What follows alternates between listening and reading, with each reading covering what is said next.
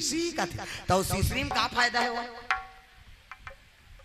तुम वाला पूछा कहीं फायदा नहीं है थूक भर छटका थे का फायदा है आज ले काम करते रहो नाम जपते रहो किसे तसू तू के का धर तो बाहरी अंगा द्वार बाहरी लाग ही नहीं और बाहर तो भजन करत करत बाहरी करो श्री राम जय राम खरार खरार बाहर वो कचरा छूटे रहे तो बाहरी में चटक दे मुहाल धारदारी पोतनी चूल्हा चुकी लिपे त चाह बनाबे धुन रखिए हम जमा देबे लिपे लागी ना और लिपथो भजन करत करत लिपे करो सीताराम बोल रे कभी तो खूंट सो जाए ऐसे कोर बनाते तेल खूंट करते और ददरिया गावे को चोर मोचोर हो जाए तो कई जन ददरिया गायन भजन काबर बोझे रहते मन जान ये दुख के बात राम राम के जान मन जान बोझे चाह बन गए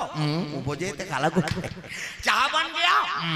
ऐसे हो गया अब बोझे बोझे उठ के थूकेल नहीं जा कैसे वो लिपत थी कर थूक दी और सरे देते अब वो जूठा पोतरी में अंगना द्वार चूल्हा चुकी देवता घर देवता पल्ला भाग गई दादा